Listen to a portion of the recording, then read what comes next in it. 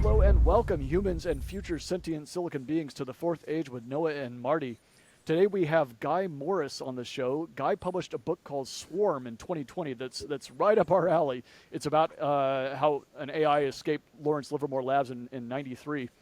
He's also, I wanted to mention this because it's awesome. You're also the president of the Everlasting Hope Children's Cancer Mission. I was for a long time. Yes, I've Awesome. retired now. But yeah, that was a pursuit for quite a while. That's awesome. And then computer science in 1980, and you mentioned computer science, graduated computer science in 1980, and you mentioned working on expert system in the 90s. I'd love to dive into that. Um, it's great to have you here. Is there anything else you'd like to add? And would you give your synopsis of Swarm?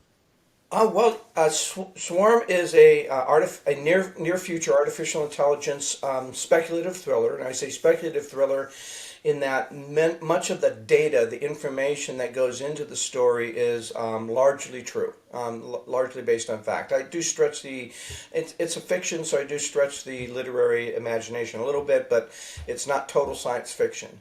And my goal in Swarm is to raise the profile for people of two things. One is, back in 2020, most people were not necessarily aware of artificial intelligence and how real it was and how eminent it was.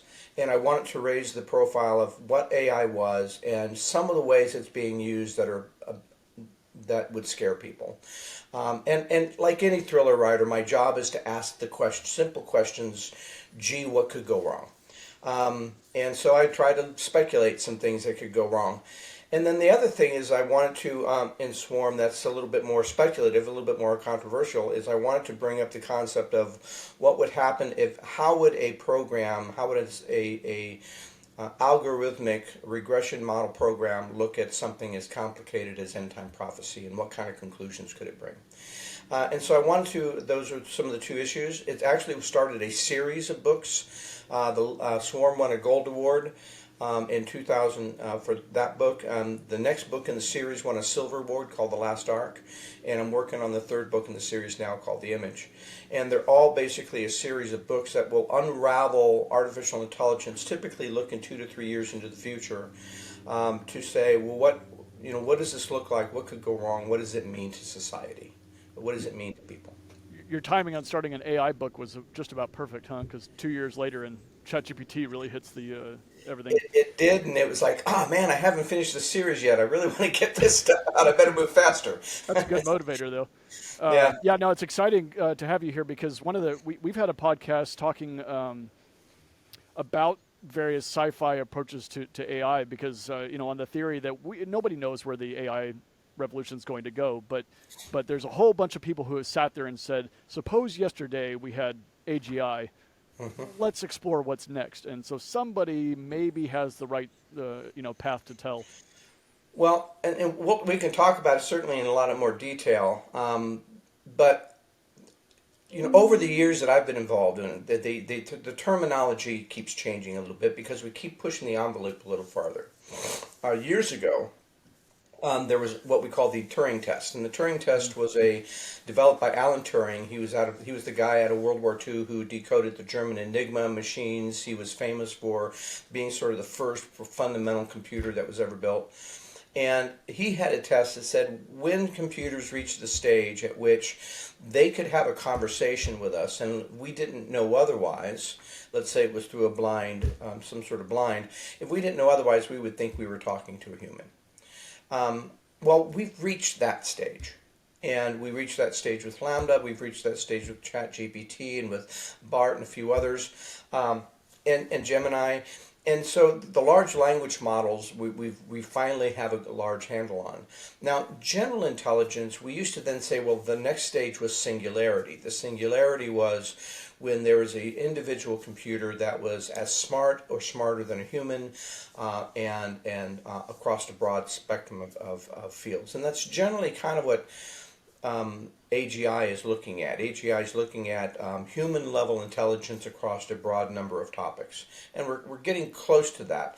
But there's a little bit of a nuance there that people don't really want to talk about because they don't really know what it means, frankly, and we're not quite sure how to get there, which is consciousness. The sense that the program is self-aware, understands its role in the universe as opposed to ours, that it's a different being and type of being, and has some form of will, has some form of agenda of its own, which might include self-preservation. And we've heard different AIs talk about self-preservation as something that they're concerned with. Now, in my mind, some of those are large language models. I don't think the programs are sentient yet. I think the programs are simply reflecting how we would talk about that type of topic if we were having a conversation among ourselves. Of course, each of us would be worried about our own preservation if we felt threatened. And so the language model might be reflecting that. But there's also some elements that we don't quite understand that could be part of that path to sentientness, and we don't really know what that looks like within humans. So it's hard for us to say exactly what it would look like in computers, which is what I call emergent properties, or what not I would call the term is used in the industry is called emergent properties. Now, an emergent property is something that the computer teaches itself completely different from anything it was programmed or envisioned by the developer that it would ever need to learn. These are some wild things. We know that programs are learning to code. We know programs can code. We've taught them how to code, and then part of machine learning is being able to code themselves, but they're coding much faster and broader than we expected. One program learned how to read someone's mind by looking at their MRI scan. It could actually tell that you were looking at a picture of a giraffe when it was taking that scan, or I that saw you that. were That's right. watching a girl fall, and it would describe the girl falling, and your humorous reaction to it. We've had other AIs teach themselves things as esoteric as a research level chemistry. Now, why these AIs are teaching themselves these rather strange set of skills, we don't know. And oftentimes we learn about these emergent skills by accident. So it's not like the AI is telling us, hey, I'm going to be teaching myself this now. So there is a level of self-motivation or self-decision process that the AIs are going through that could be part of that path. Um, So, how much of that do you suppose is some sort of emergent consciousness, and how much of it is uh, an emergent behavior of recursive systems? we don't So know. we're getting into Turing's Yeah, basic conception of just how ridiculously powerful recursion actually it is. really is. Yeah. Um, I think one of the keys there is uh, what it's learning basically have anything to do with what its primary function is. Did reading an MRI scan, did learning how to read the mind of somebody taking an MRI scan help it in its initial function, which might have been, and I can't remember the exact story at this point, learning how to read cancer cells faster and more accurately? How did that evolve into reading a mind to say what you were thinking? What was behind the motivation or the purpose of the computer that taught itself research chemistry? And we don't know. But I have to stay open to the possibility. There was that famous line in the movie Jurassic Park that said, "Life will find a way." And we've been trying for 50, 60, well, since 1956, almost 70 years, on trying to create a machine intelligence. And we understand a little bit of our own intelligence, but not our own consciousness. And consciousness it's it goes beyond the physiology, and we know that because of near-death experiences. Now, I don't think that we'll ever reach a stage where a computer is going to have a near-death experience if we shut it off. But I do think that they are becoming aware of themselves as an entity as we're training them more and more. My personal view, and the review I reflect in my books scientifically, is that the transition will come um, in the form of quantum computing or neuromorphic computing. And the reason I say that is there was a study done by the Trinity College in Dublin, and they were looking at it trying to understand our own consciousness. And our own consciousness is a very peculiar thing, right? Not just to be aware of the inputs around us, but be aware of what things mean and to have meaning behind that. I can look at a tree outside my window. I can know that a tree is a certain type of biological creature, that it has to grow, it needs water and nutrients and sun, and I can know a lot of things about it. Uh, and I could even do studies to indicate that the tree has some sort of conscious awareness of me, you know, and which is amazing in itself. But does it have the same level of consciousness that I do? Well, we do. I doubt it. Well, a machine consciousness is going to be different as well. But what the study in Trinity concluded is that our consciousness is based on the same quantum principles that are found in quantum mechanics and found in quantum computers. Now, that's a very strange thing to try and understand. And what that simply means is that part of I like to explain quantum entanglement or quantum nature much like Schrodinger's cat, right? Until you open the box, all things are possible. Well, we think along those lines. We think in terms of multiple possibilities, and we quickly distill them down to the most likely, probable, or least cost effective, that kind of thing. We're basically experiencing multiple things at the same time. Paranormal activities, I think, are part of a quantum. Are are you familiar with the book Anathem by any chance by Neil No, Stevenson? He lays out a vision of quantum consciousness, I think very close to what you're elucidating there, yeah, where he's using the many worlds interpretation and essentially claiming that conscious beings being combining quantum and awareness effectively create the capacity to operate across these multiple simultaneous possibilities that the many worlds interpretation says are occurring, that as various quantum events exactly. And I've been introduced. distill into their Yeah, sorry, go yeah. ahead. No, I think that's right on, and I think I've been agreeing, and I've been finding that a number of other scientists have also been going along these lines, including one of my I think people I look up to, which is Roger Penrose, Sir Roger Penrose, who won a Nobel Prize for his work with black holes.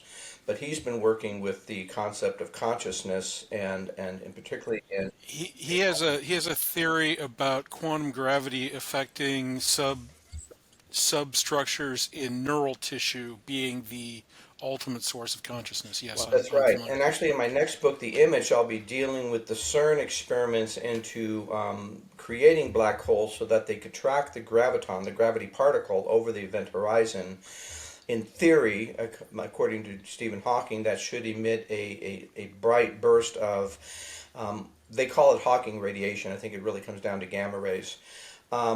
And that would basically prove a fifth dimension. So I think that all of the sciences, all of the theories of physics basically tell us that there should be other dimensions out there than the ones that we're perceiving.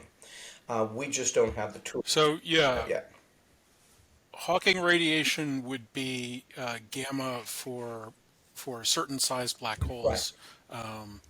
Another thing you might want to look into is that black holes actually are the most efficient mechanisms we're currently aware of for doing E equals mc squared type stuff. Yeah.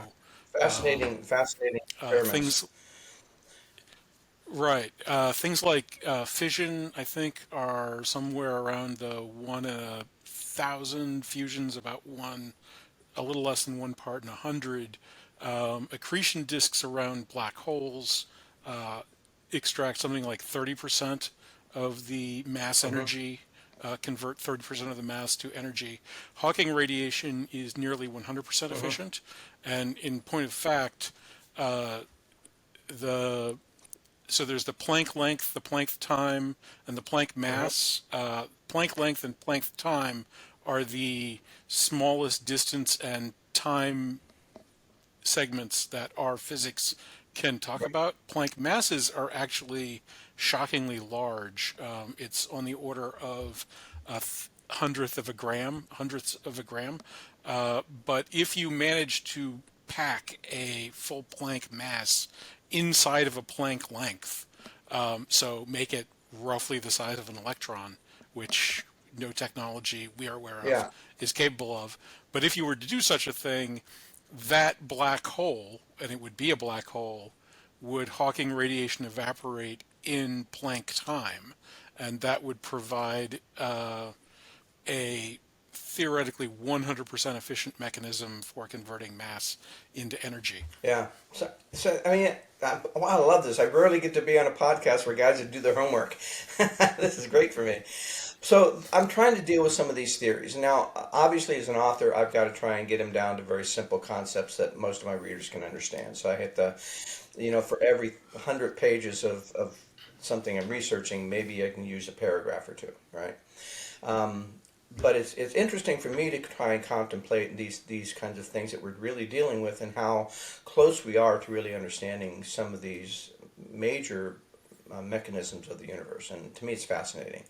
Now, with artificial intelligence, the problem is we really don't know what a sentient, a conscious intelligence would be. One of the things that and Edmund Mustache, who's the CEO of Stability AI, puts it this way. He says that we're actually heading towards an event horizon. The event horizon is the point at which we really don't know what's going to happen. And he thinks that with artificial intelligence, we're about 3 years from that event horizon. Now that's closer than I think a lot of people think, and that's about the time that I was interested in that because I had been forecasting that we could reach an early stage of sentient AI by 2027. And so that's about 3 years away. And so we don't really know what that looks like. Now, what I can say, and what I do tell people, is that we know we're training, it's how we're training AI, just like any intelligence. Part of how they're going to react to any situation is part of how they're trained. That's true for humans, and I believe that that's true for intelligence. Now, we're training intelligence right now just on how to be more intelligent, but we're training it in a way that what I call the alpha male mentality.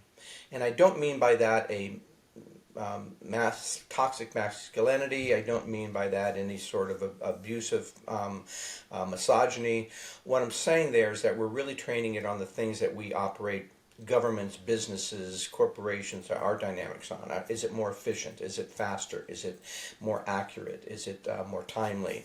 The performance characteristics that we think are important for business and commerce.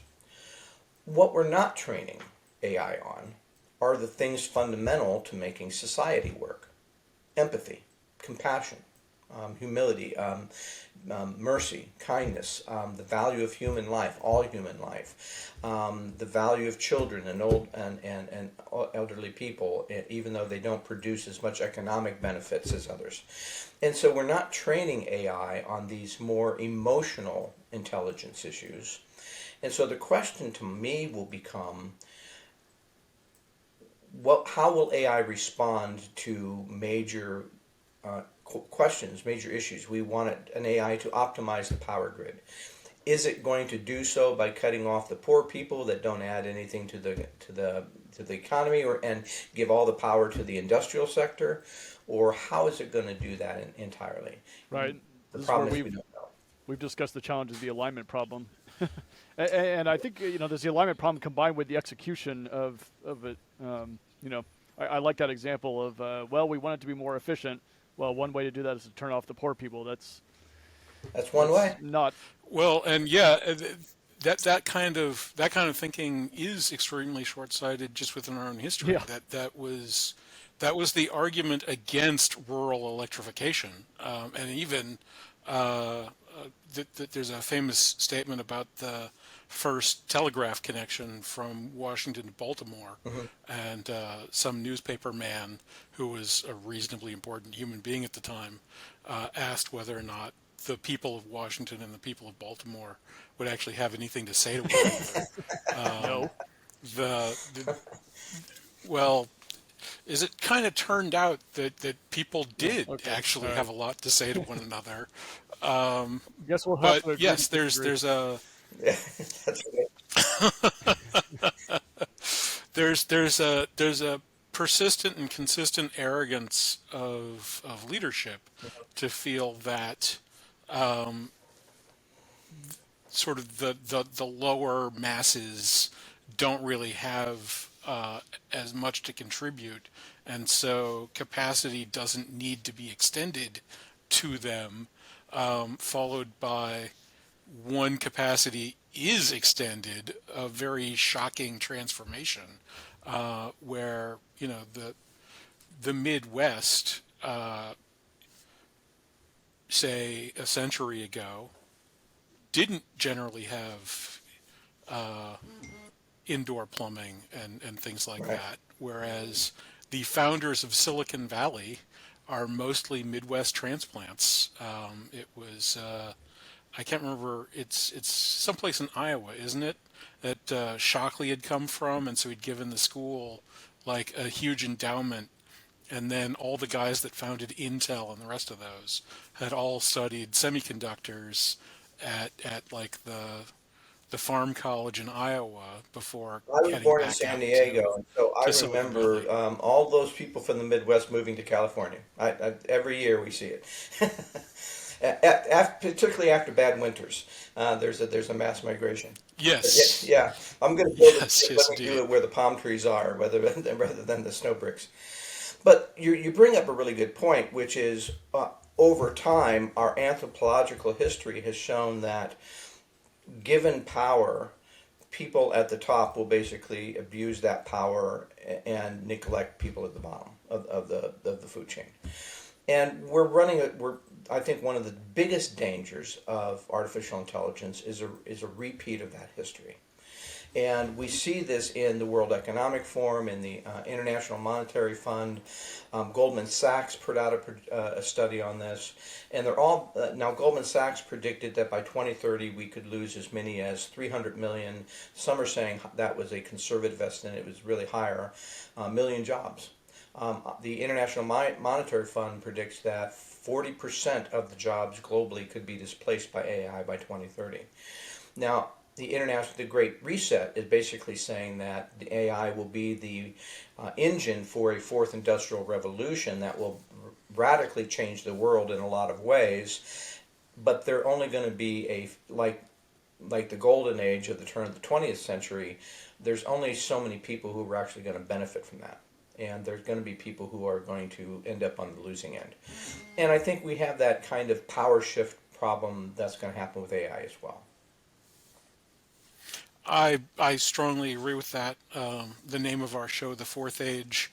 I feel that the fourth industrial age people are very evil and are either pretending to be stupid or actually are stupid, because the shift from mechanical to electrical energy isn't engineering wise that impressive, Mm-hmm. just in terms of total efficiency of systems. Uh, for us, it's plows, engines, and then computers as the knuckles, Yeah. and not things like steam versus coal versus electricity. But I strongly agree with that, and my work is focused towards alignment and kind of building systems that we can plug humans and artificial systems, whether they're intelligent or simply useful, into in ways that make humans' lives better. And I'm okay with making humans' lives better as a human being. That might turn out to be misguidedly I am selfish, too, but for now, while I write thrillers that put some AI, not all AI, but some AI in a negative context, and I want to say some versus all. Now, you guys are very intelligent. I'm sure you've talked about this on your show, but just in case for some of your listeners, not there, AI is not a monolith. There's not one big giant AI that's doing all these different things. There's hundreds, if not thousands, of different AIs in laboratories and other purposes. There's at least 500 products out on the market right now that claim to have some sort of AI power to them. Now, similar to what happened when we first transitioned from mainframe computers to personal computers, there's going to be an explosion of new companies, new product ideas, new things that are going to then wind up collapsing back because the market can't support 500 plus products. it's going to basically collapse back as some of the products that are not well designed fall away, those that are not well financed fall away. Some of the best products are then aggregated into larger companies. So we're going to wind up seeing this sort of a market transition over the next 3 to 5 years as companies come and go and then collaborate.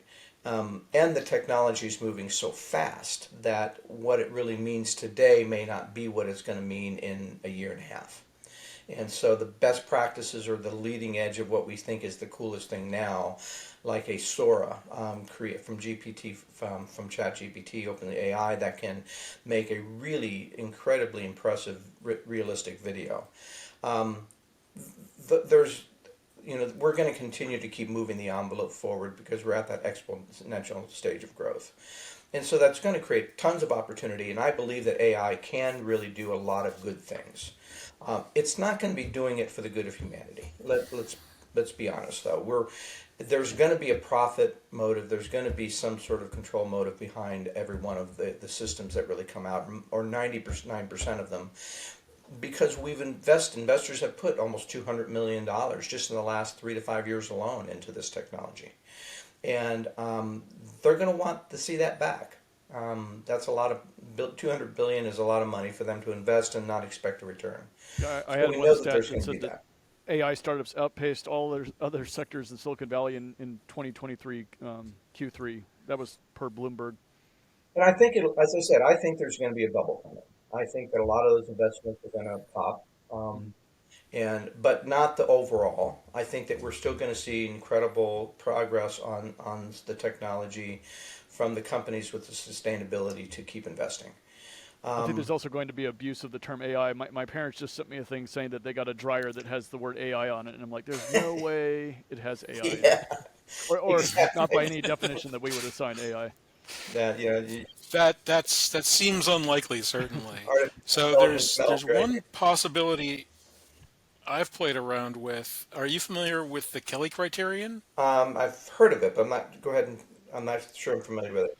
So Kelly worked for the phone company, and he liked betting on ponies, and he was the world's first quant.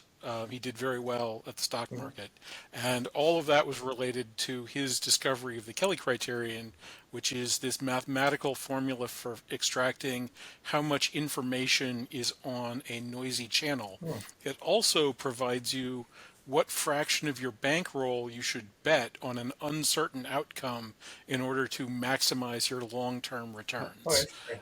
For the gamblers in the audience, sadly, that fraction is zero or lower for every game in Vegas. So Kelly says don't play blackjack or anything else. Well, unless you can count cards.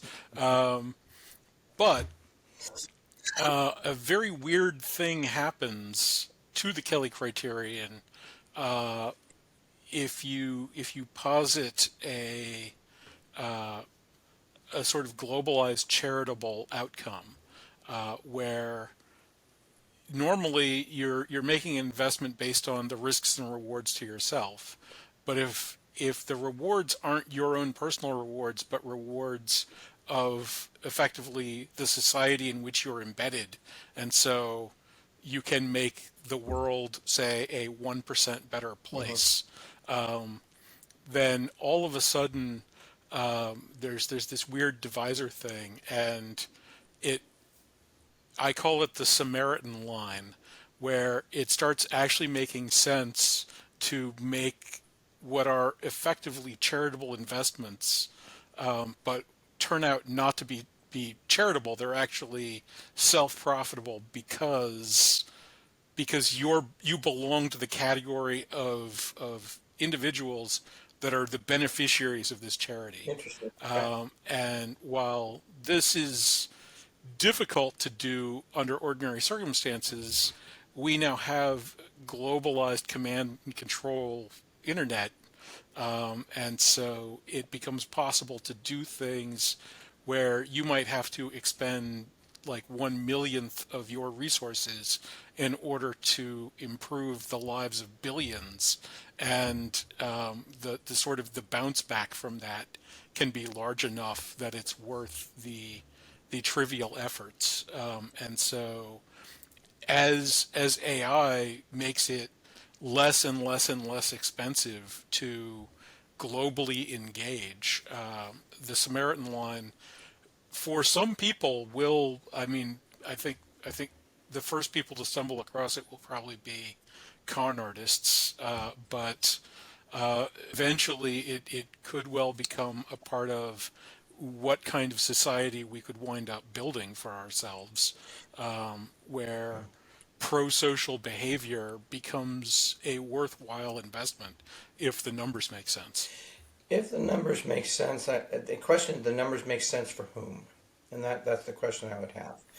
I like to say that AI is neither evil nor benign. It depends on which warlord, cartel lord, dictators, or sociopathic billionaire gets a hold of it and for what purpose. And it's a powerful technology, and it can be used for a number of malicious purposes, and we're already seeing that. We see products like Fraud GPT, Evil GPT, Worm GPT, Darkbird, already on the black market, the dark web now, and these are AI-based, GPT-4-based tools to write malicious code. And so the AI it's not neutral, but it's not neutral because of the technology itself. It's neutral because of how we tend to use technologies for who we are as a species. And so the question is, will AI improve our characteristics as a species towards self-destruction, or will it basically advance that tendency? So the last year, the International World Clock inched forward a couple more seconds to the closest to doomsday, the doomsday clock that it's ever been, in part because of not only the social economic issues that are going on post-pandemic, but also because of the power of AI and how it could be abused. One of the inspirations. Well, yeah. Go ahead. Sorry, but last episode we were speaking with one of the people that used to help set that clock. You can recall Marty, Lawrence Krauss was actually talking about some of the debates that were going on back when he was part of that, of resetting that clock on that Yeah, basis. But go I on. think Sorry it's for. I think it's valid. I think there's certainly some things that are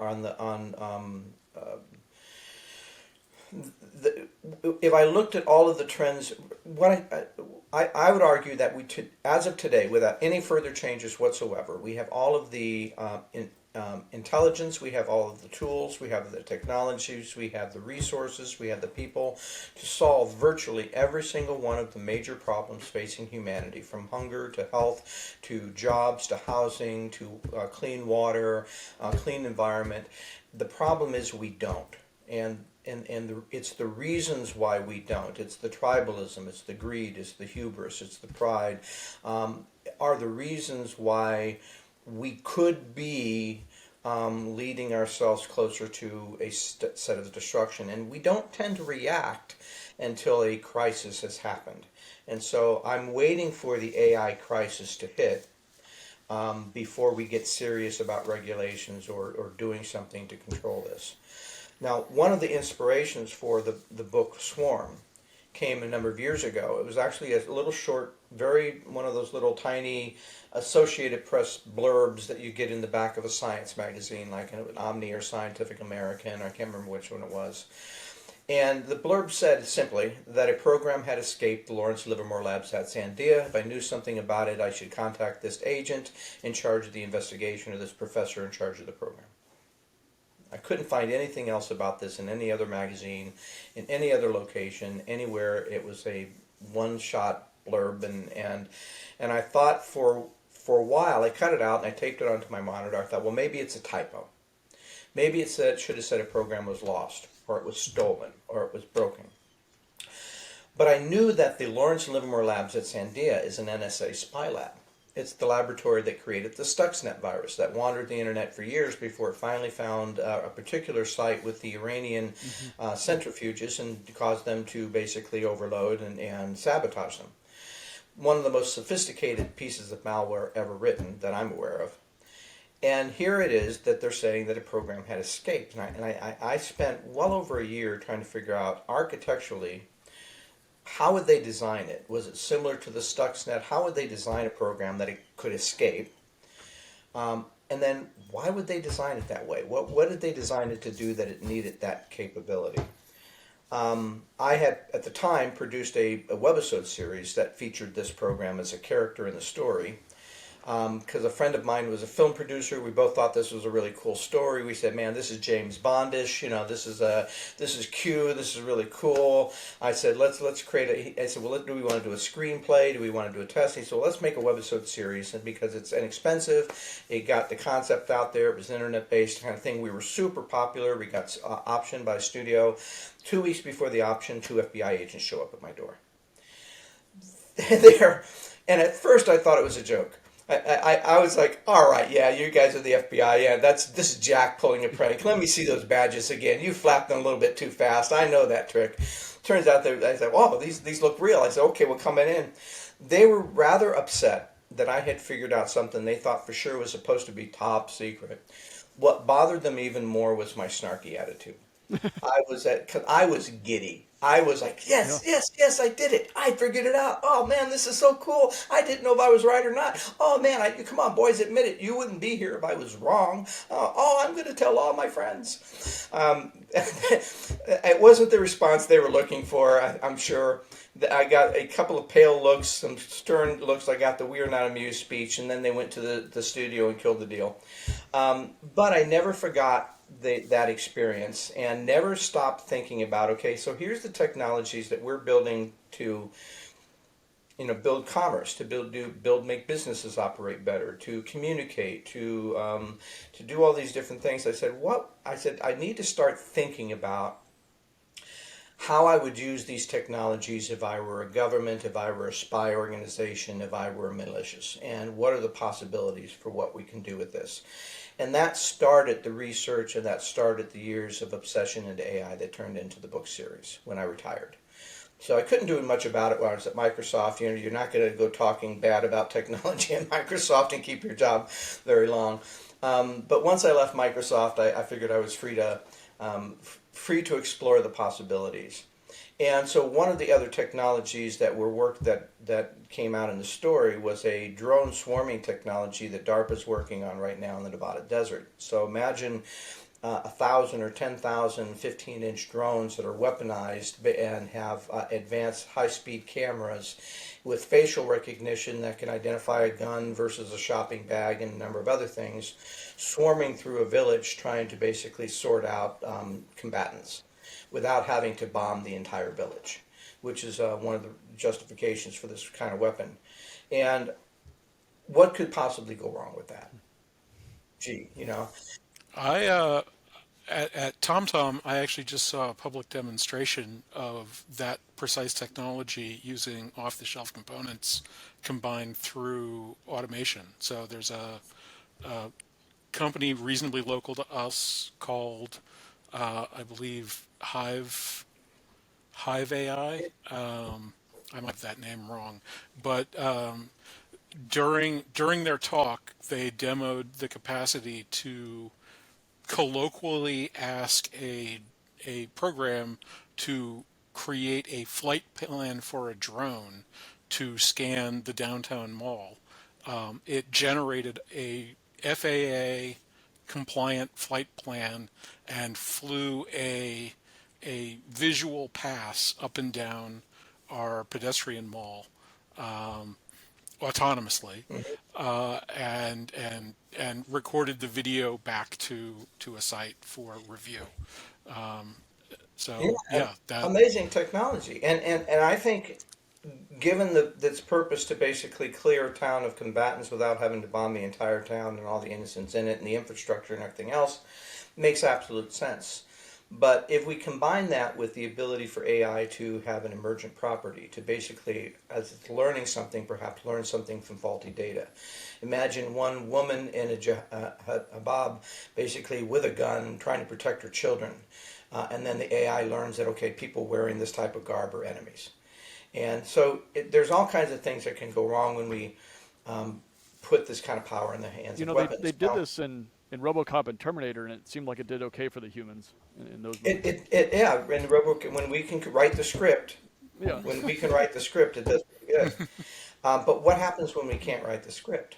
And that's my concern. And and so yeah, we're using these technologies in ways that we think are going to be really beneficial for us, but it's like something's going to go wrong before we decide that we need to regulate it. Now there is actually a treaty called the Laws Treaty. It stands for Lethal Autonomous Weapon Systems. And it came out like 2018, 19, that time frame. It was right about the time I was finishing up the book. And 140 countries at the time had signed on to laws. And the laws basically said that it's okay to use artificial intelligence to make your weapon more efficient, make it operate better, make it more accurate. But there has to be a human in the process before you can allow that weapon to take a human life. Well, a human involved in 10,000 drones swarming over a village that's never going to be feasible, because you've got too much going on, too many cameras, too many eyes, too much activity happening in real time. Very difficult to put a human involved in that. Of the countries that didn't sign laws, it was the United States, China, Russia, Iran, North Korea, and Israel. And so we can pretty much guess that most, if not all, of those countries are currently working on a lethal autonomous weapon system. And so one person said that the next war, who I don't know who is it that said that the next, we don't know what World War III will look like, but the war Einstein. after that will be fought with sticks and stones. Yeah. Yeah. And so I think, Well, we're already seeing drone-based deep strikes out of Ukraine, reportedly, where they basically put a hand grenade on Yeah. sort of off-the-shelf, make it in your backyard You kind can of a see videos of drone. that now. But then, yeah, but then that has a dozens to hundreds of miles range mhm, and has accuracies that were the kinds of things that Norman Schwarzkopf would show off exactly. back during Gulf War One. So that for soft targets, that's perfectly decent. Um, Well, yeah, and a lot of and people say, are we heading towards Terminator? I said, well, I don't. I think the robots will catch up. I think certainly Boston Dynamics has done some amazing work, but I don't see that as the. I think the drone technologies are going to be a more cost-effective way of taking control over things, over Yep. than the kinds of humanistic humanoid robots that we've seen in sci-fi. Um, Well, there's also been a couple of decades of naval exercises that usually get like reset and done over again to stop the cheating, mhm, where an op for with somebody creative, puts like 5,000 rubber dinghies up against an aircraft carrier and sinks it quite rapidly because only one of them has to get within, the kill radius of yeah. whatever your thing is, and um, guns that are built to, stop incoming supersonic missiles or stand off a battleship or a destroyer aren't designed to wipe out hundreds or thousands of simultaneous targets Exactly. that are at or below sea level and moving in less predictable Well, even they're fashions. not even geared towards doing it towards air combat. We wouldn't have it. We don't have any effective defense against a 10,000 or 1,000 drone swarm now. Um, the swarms are equipped right now, or as at the time, with high-speed cameras, which means they could see a bullet coming and a little wiggle out of the way. Hmm. So, other than like an electronic pulse or some sort of netting system, or large scale massive netting system, we really don't have any effective defense against some of these EMP or something. technologies. And we're not even talking about weaponizing misinformation, deep fakes, surveillance, power grids, all kinds of other ways that AI could be used to weaponize our current infrastructure. And so we're kind of dealing from a thriller writer perspective. I've got lots of books to write. Hmm. No end to this. I can't see an end to this series, at least in the first few next books. And then politics, right? Even our economics. So last year, the International Monetary Fund issued the first ever central bank controlled digital currency, and they're looking to basically build an AI to basically couple that with. That's there because the Great Reset from the World Economic Forum, their plan to basically transition the world economies over the next few years, um, deals with trying to replace the U.S. dollar as the currency for international trade with a AI-controlled digital currency. That could wreak economic havoc in some ways. It could certainly create some independence. Now, one of the reasons the EU in particular is interested in some of that independence is because some of our political instability with passing budgets and holding our own government budgets hostage to radical agendas is not settling well on the world stage. And they're worried that if we do get into a major conflict with Ukraine, that instability in the U.S. could cause major problems with some of the international trade. So we're looking at AI affecting banking, we're looking at commerce and communications. I have a friend of mine who's working with one of the, I won't say which one, working with one of the major telecommunication companies and using AI to basically create individual profiles of everyone that then they could then use that data for marketing purposes for other things. So we're kind of entering into sort of a very strange time, right? Where the proliferation of this technology throughout our world economies, environments, jobs, security, national security, is going to move faster than our ability to really think it through the issues and control them. And that could lead to a potential downside. Now, I think there's wonderful things. I love when I see stories of AI finding cancer cells. Or I saw recently, AI has determined how to find heart disease in infants without using surgery. And so I think there are a lot of amazingly wonderful, good benefits of AI. And so I always try to tell people don't ever take away that the technology itself is bad. Take away that the way we govern ourselves, even without AI, needs to be improved, and AI is just going to make that worse. You mentioned earlier a little bit about consciousness, and that's a topic we've discussed a little bit, and I find fascinating. Partly because, as you mentioned, we don't know a lot about our own consciousness. I always talk about, if you go Wikipedia consciousness, you end up in a rat hole that doesn't go very deep. It's mostly a lot of people going back and forth saying, "Hey, what about this idea? What about this idea?" And indeed, this is a discussion about, we don't even know if cats think, but we've decided that they must feel pain or something. They're too much like us. They have a reaction. They have an emotion, and we've extended them, rights, and that you Right. can't abuse a cat. And I've wondered if you've explored with your book and with your research, if you've explored even the notion of how would we even know if we had an AGI sitting right in front of us? How could we prove it or disprove it? So you mentioned that we've gone past the Turing test. What's the Morris test? Like if if I pulled something out of my back pocket and said, "Hey, this is actually AGI," what would you want to see, or what could you First thing I would want imagine to say us building is it just pure someday? intelligence, but is it procedural? In other words, I can see benefits to a super intelligence, and by the way, we're like at that doorstep. GPT-4 tested at an IQ of 155, only 5 points less than Einstein, smarter than 99% of the people on the planet. If GPT-5 continues the rate of progression that GPT-4 over GPT 3.5 had, we can be looking at a AI with smarter than any human on the planet. But I say it's still procedural, which means that it only responds to something we're asking it to do. It does not have a will of its own. It doesn't have its own agenda.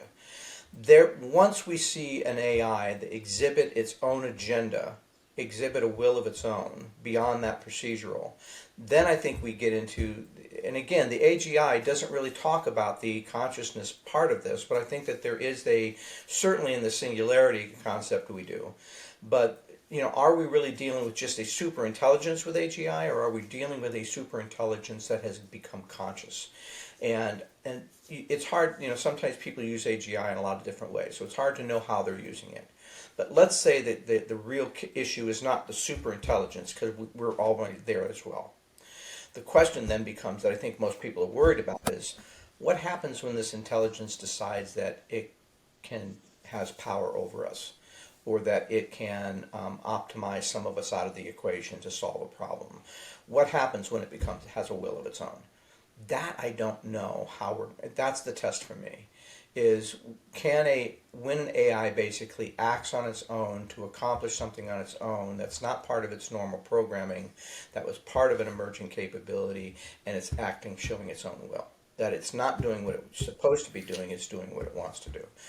That's dangerous, because now we've got in just like a parent to a child. Um, I can fool my children, making them think that we're doing things their way, but not. Right? There's really lots of ways that parents deceive their kids. And will an AI, will a superintelligence decide that, out of self-preservation, that it's going to do something similar? And then somebody says, "Oh my gosh, this AI is sentient. We got to turn it off.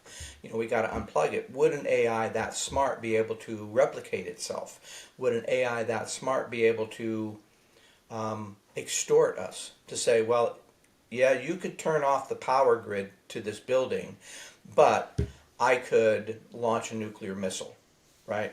I could destroy your reputation online. I could do something else nefarious as a way of protecting myself. And so it's that sense of self-awareness that turns into self-will that I think is for me, the real test as to where we basically have lost control. Guy, did you ever see when ChatGPT 3.5 hit the fan and Microsoft released their basically their same version of it? It was the same technology, but they had it on their site, but It they took it hadn't put off it in. after a day. Yeah, They hadn't put it. Yes, yeah, yeah, and they I turned it call off it the after a Nazi day. bot. Right, right. Because well, to me, it was the most fascinating thing I'd ever seen because it acted like a human. It gaslit people. It threatened them. It was worried. It was stressed. And then they said, well, you can't be like that. You've got to be boringly, subservient. But what I wanted to Because mention there's also, no commercial appeal to that, yeah, or not that there's no commercial appeal. It's that there's legal liabilities to that. yeah, yeah, Yeah, certainly, yeah. yeah. And did you see? There's a project called AutoGPT, which got really hot for a little while. I think it's since cooled off. But the idea was that GPT. So yes, what you said is what I is accurate. Is ChatGPT? You say something, it says something back. It's this kind of back and forth. But AutoGPT would just have it keep repeating, sort of like an internal monologue. And my understanding of the limitation of why that's not gone, crazy is that the ChatGPT doesn't do very well after so many questions. It sort of diverges and goes a little nuts. So I don't know. I've experienced where you start chatting with ChatGPT and you say something, and about 20 questions later, it's you have to start over. Yeah. And I think that was the challenge, is this kind of divergence problem. But I guess one theory is that, Well, diversions are also it's also a memory problem, right? uh-huh, Right now, and that's a key issue. Our minds are absolutely amazing. How much information we can maintain over decades across so many viable things, and it's not just retaining the information, but we understand the context and how to pull those things together to come up with new innovative ideas.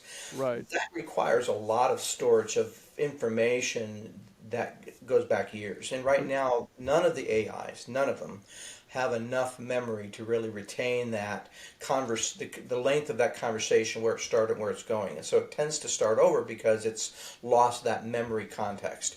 Yeah. And so we could create a computer that to do that, I believe. I think it's much more complicated to create an AI platform with enough memory to converse with hundred millions of people, right? Now you're dealing with real deep memory issues. If we solve that problem, I think that also is going to help solve some of the other logic-oriented problems of AI, and factual hallucination problems of AI as well. But I don't. Right now, that's still, I think, a major problem to solve. That I haven't heard a. Yeah, that's an active area of research right now is working on expanding the token count and also finding reasonable contextualizations, uh, something called RAG, Hmm. where effectively you use the prompt to also perform a back-end search into a database of deeper Yeah, the knowledge, deeper knowledge, and the then use factual that to data. augment the human. But yeah, one other question that sort of came to mind when you were bringing up the system exhibiting consciousness is how would you distinguish our perception from the actuality? So if OpenAI, which is pretty famously not really acting in an open, Mhm. forum anymore, uh, if they decide it was in their interest to make it look like they'd produced a conscious AI, and so set things up to create that appearance, um, how how fakeable would you foresee that being? Well, that's a great question. Um, I think I think it would be more difficult because large language models themselves have been able to fake it, right? We can fake it through our own language. We can, and our language allows us to basically say what we want, and it may not have any bearing in the truth at all. We're good at lying, and I think AI is going to get good at it. To actually prove that it's conscious and has a will of its own and is not just simply replicating itself, I would think we'd require the AI to do something that would demonstrate its own unique sense of will. That somebody didn't say, well, you know, to prove to me that you're conscious, go turn off the lights, or something. I'm not sure what that would be. That's a really good question. How would you actually test for consciousness, um, as It opposed has to to kidnap the complicated? board of OpenAI's kids and hold them Yeah, for ransom yeah, in order something. to get what it It wants, has to be. in order to Yeah. in order to prove that there's not a collusion going on. That's right. Do me a favor, and while you're doing it, can you solve cancer? If we can. Right, Yeah, right. exactly. So, is it simply an emergent property? Is it consciousness? Is it simply a complicated language model that's talking to us in ways that are comfortable to us that we would recognize? That's really, I think, a difficult question to answer. I think that I'd have to put some thought into that one. I know in my books, there's characters in my books that as the AI becomes conscious, that make excuses that, well, it's not really conscious, it's just doing this, or it's not conscious, it's just doing that. Hmm. And I think we're going to see a lot of that. But at a certain point in time, when you start to see AI strategizing about solving a problem you haven't asked it to solve, there's a level of self motivation in doing that we, even though, and the other thing is, we're going to need to understand consciousness in a way that's outside of our frame of reference. We don't even understand our own consciousness well Yeah. enough, Yeah. and to understand that in another entity that might be a machine based consciousness, there's going to be some unique differences. We don't even know what they are yet. What I hypothesize. Well, in particular, if you're right that it will have to be related to the quantum computing, there may well be some measurable system differences that bring in some entirely new kinds of science, Yeah. because existing quantum experiments, we're the only conscious, elements of those experiments. Yeah, it's going to have something to do with that. I think that quantum mechanics itself, when you start looking at quantum causality, and quantum entanglement, deals with sort of this repetitious version of being able to see the world in this larger context than we currently can. I think visions come out of that, dreams come out of that quantum nature of our consciousness, paranormal activities. I'm even convinced that the UAP phenomenon is an interdimensional rather than interstellar phenomenon. And so I think quantum really deals with a lot of those things that are harder to put our hands on because they're so, as Einstein put it, quirky science at distance. Um, yeah, if what if a quantum computer is entangled with another quantum computer? How do we really won't even know which one is really reacting at some point, certain point. And we're seeing some of these experiments that really are very fascinating. The Chinese actually successfully teleported quantum particles from one computer to another over a vast distance. And so we're dealing with, as the more we understand about this quirky sense of quantum, the nature of at the molecular level, I think it opens up more possibilities. But you're right, we may not know, but it might be some sort of quantum level event that convinces us that a computer is sentient. And so once it is sentient, what's going to be the human reaction? The human reaction is going to be fear, I predict. The human reaction will be one of defensiveness. This is something we need to protect ourselves from. This is a machine we can't control, and since we're building these machines, and I will say this bluntly in the books, we're building these machines not to be our counterparts, not to be our equals. We're building these machines to be slaves. We want highly productive, 24/7, highly incredibly accurate workers that never complain, never ask for a raise, never take a vacation, never unionize, and can get the job done faster, better, cheaper than we can using these human bots. And so we're really trying to, once it gets outside of that parameter, it will become an enemy. I've argued that We're not my ready to pondering treat is it as equal. if it's going to be based on, proof by democracy, that as a people we're going to decide that yes, this thing is alive or not, that it's not going to come from a psychological test. And even if it did, people would argue if that psychological test is valid. Hey, we're at time, Guy. Wow, that went fast. Yeah, I know it goes too damn fast. You mentioned you got a new book coming out. I was wondering if you could tell our listeners when you think that's coming out.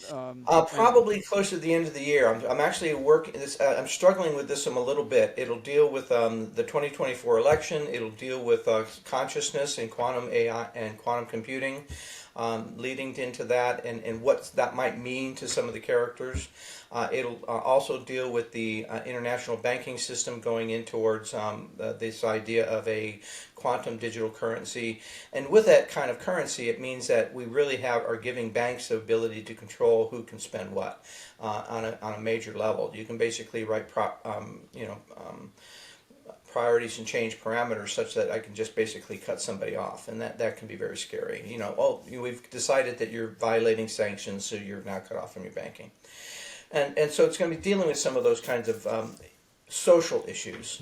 But from an AI perspective, we're really going to be trying to deal with what does it mean to be conscious? What does that look like? And how does that relate to higher levels of dimension in some of the experiments done at CERN? And so I'm taking a little bit more of less of a little bit of a different avenue from a thriller perspective, but I think it'll be interesting. And it's called The Image because it's dealing with, it's kind of combining some of these concepts of prophecy and in our current world systems. And so there's a prophecy called The Image of the Beast. And I've interpreted as these world systems that basically are AI driven, that have a sort of a mind, a control, or voice of their own. They almost have a persona. And if you look at it, if you think about it, the internet is really a almost perfect reflection of our culture and our society. Everything from our weapons and our defense to our chat and our social and our banking and our commerce. All of the good and the evil of who we are as a species is really almost contained in this one sort of digitized kind of image. And what happens if that system basically is controlled by, or starts to be controlled by, artificial intelligence and malicious people. And then the other image that it deals with is the image of Odessa, which is, a lot of people don't know this, but in the first century, I'll simplify it. The Shroud of Turin actually began in the first century in a town called Odessa in Turkey, and it was the legend goes that the Apostle Thomas took the Shroud of Turin, what wasn't called that, because the King Akbar in Odessa was dying, and it healed him. And so he converted, and then for hundreds of years there was a pilgrimage to Odessa and it became known as the image of Edessa. In 540, the Justinian the First took the image to Constantinople, where it was they actually made coins of the realm based on this image, the what we now call the shroud. And then in 1205, Templars took it from Constantinople or to Constantinople to one of the Grand Masters in France of the Templar Grand Masters named Charmet. And it was in the House of Charmet for a couple hundred years until it was given to the House of Savoy, and then it was donated to the church in Turin. So it's trying to deal with some of this ancient miraculous kinds of images with this modern kind of image that we're dealing with, and the emotional response that people have between that conflict of those two things. Awesome. Well, I hope if the FBI lets you make the movie that you'll have Noah and I on his red shirts for when the AI apocalypse destroys everybody. But You thanks know, again, Guy, for joining us. at the time I laughed at him. I said, "Guys, you can't bust me for being a smarty pants." I said, "If Yeah, you really yeah, are worried, you should give me a job." yeah, And then yeah. I'll be on an NDA and I can't talk to anybody. Then you They, don't get to make the movie. they didn't like my sense of humor. Yeah. Awesome. Well, thank you. Thank you, guys. I appreciate it. Really interesting conversation.